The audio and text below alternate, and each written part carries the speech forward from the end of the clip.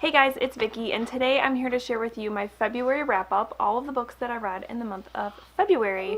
I read 5 books this month, so yeah, let's just get into it. But before I do, I just want to apologize in advance.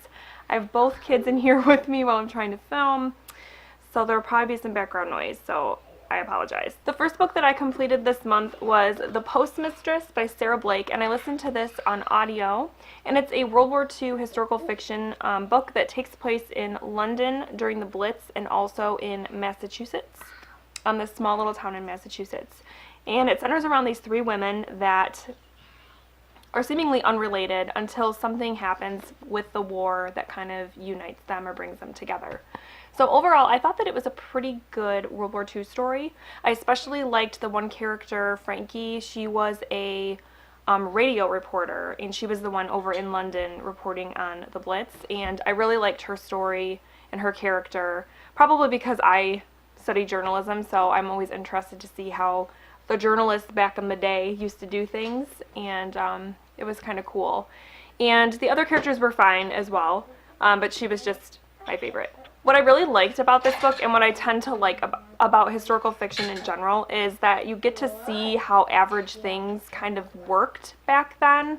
For example, in this book, you see how the mail worked, you know, like snail mail, postal mail, because I mean, nowadays it's not used as often or as relied upon as much, but it was interesting to see how that worked. And also in here, you get to see how women had babies back then, how childbirth worked, and it's very different from what, you know, we know today. Overall, I thought this was a pretty good World War II story. I had a couple issues with some of the plot points, one of which I can't really talk about because it would be a spoiler. But basically, there's a character in here who does something, makes a decision, and I thought that his motivations were a bit unrealistic for his character, I guess. I don't know. So that kind of bugged me, and it was like a big part of the story, so yeah, that part bothered me a little bit. And then there's also a love story in here that I felt was okay, it was fine, but it also at the same time wasn't really necessary. So overall, I liked this book, and I gave it 3 out of 5 stars. The next book I completed in February was A Wrinkle in Time by Madeleine L'Engle. I don't know why I can never remember her last name. This was a beloved children's classic. It was published in the 60s, I believe, and I never read it as a kid, so I went into it not knowing anything about it and not having that nostalgia. And I have to say, I was a little bit disappointed by this book.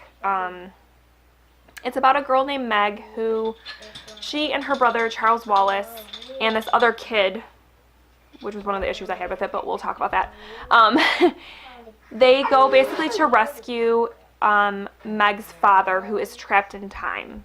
He was doing some sort of work for the government and was doing some time travel and got stuck somewhere. So they go to find him with the help of these 3 women, these 3 kind of mysterious women, Mrs. Whatsit, Mrs. Who, and Mrs. Which.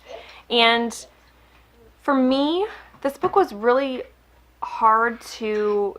I had a hard time deciding how I felt about it. I know I was disappointed by it, but honestly, I, as of yet, have not given it a rating on Goodreads because I just didn't know how to rate it. Because the first couple chapters of the book, I really loved. When you're introduced to Mrs. Whatsit and the other women, I was like, oh, this is going to be such a cool story, and I just really liked it.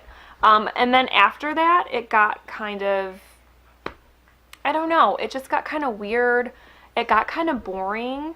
There were parts that I was just like, I didn't even really know what was going on. I feel like if I'd read it as a kid, I would have been totally confused. I thought that Meg as a character was kind of annoying, and only because like her reaction to like everything was always to like yell or scream or like freak out, and I just thought that was kind of irritating. And then her brother Charles Wallace is 5, I believe, and he is a genius, but he still like was like talking and acting like a 30-year-old, and I don't know if that's how children that are gifted behave, but to me I was just like, I just can't get down with this character. And then the other character, I can't even remember what his name is, Calvin, it seemed like he was just kind of there to hold Meg's hand, and it was just a bizarre relationship there. So overall, yeah, I was disappointed with this, and I can see where people that read it as kids would love it and have like that kind of nostalgia for it. I just didn't. At first I thought that one of the main themes of this was to go against conformity. And you'll kind of, if you've read the book, you'll know what I mean. But then the theme completely changed by the end, and I didn't get it. I was confused. I thought the ending was kind of cheesy. I don't know. It was just a disappointment. So yeah, like I said, overall I haven't rated this book, but I think if I were to rate it now, I would probably give it 2 stars. So, sorry. Next up, I completed Good Me, Bad Me by Allie Land, and I actually did a full book review on this book, so I will link that video down below if you want to get my deeper thoughts on this book. But basically, it's a psychological thriller about a girl who has a serial killer for a mother and turns her into the authorities, and then is kind of trying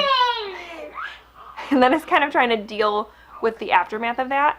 And I really liked it. I thought it was really good, and I gave it 4 out of 5 stars. The next book I completed in February is one that I listened to on audio, and that is Hidden Figures, and I have to read the subtitle. Hidden Figures, The American Dream and the Untold Story of the Black Women Mathematicians Who Helped Win the Space Race, by Margot Lee Shetterly, sorry. I listened to this on, like I said, I listened to this on audio, and honestly, I think if I had been reading the physical book, I would have probably DNF'd it. Not because the story wasn't good, because it was really interesting. It centers around these 3 women who, starting in World War II, are mathematicians who basically helped get a man on the moon.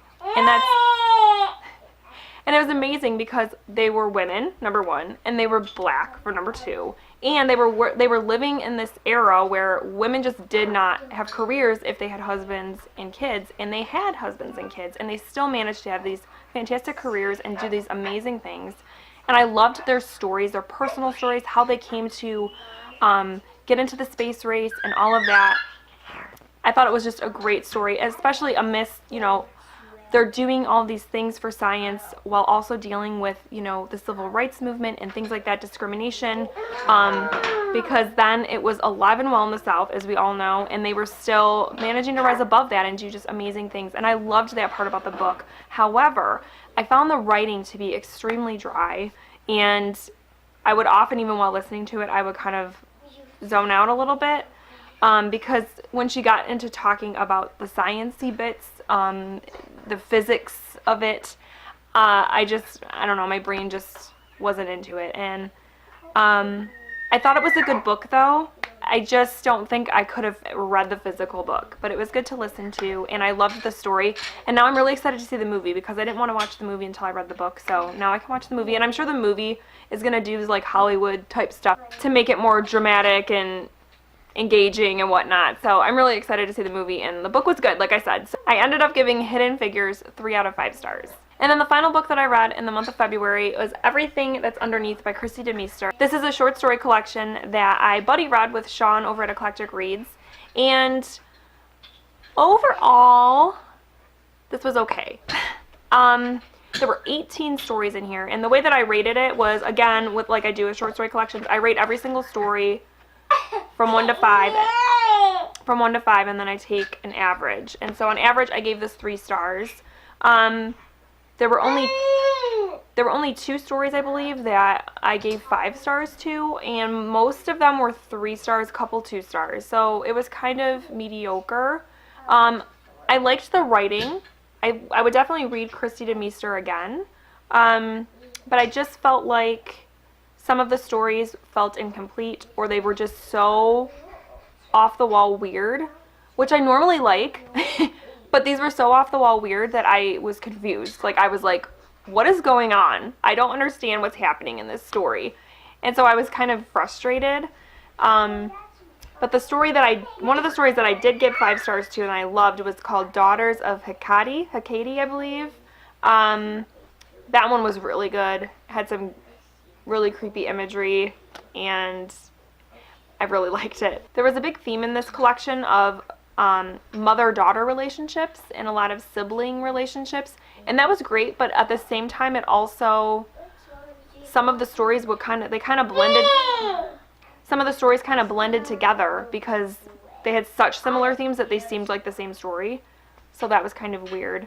And then there were a couple in here that were only like 1 or 2 pages, and to me, and Sean felt the same way when we were kind of talking about it, was that like, why would you even bother writing a short story that's like 2 pages? Because there's like no point to it, because there's no character development, there's barely any story. It's just like, why even do that? So overall, this was okay. I would recommend it to people who like just weird stories that have a little bit of a horror element to them, because that's basically what this is. But if you don't like over-the-top weirdness, I don't think you would like this. But the writing was good. Like I said, I liked the writing, and I will definitely read more Christy DeMeester in the future. Alright guys, so that is my February wrap-up. I hope that you enjoyed watching this video, and I apologize for all the background noise. This was the only time I could film today, and yeah, 3-year-old and a 7-month-old. There we go. So anyways, please let me know down below what you read in February, because I would love to have a chat about what everybody's been reading. I would love to have a chat. And other than that, I hope that you guys are having a wonderful week and that February treated you well. And I will talk to you very soon. Thank you for watching. Bye.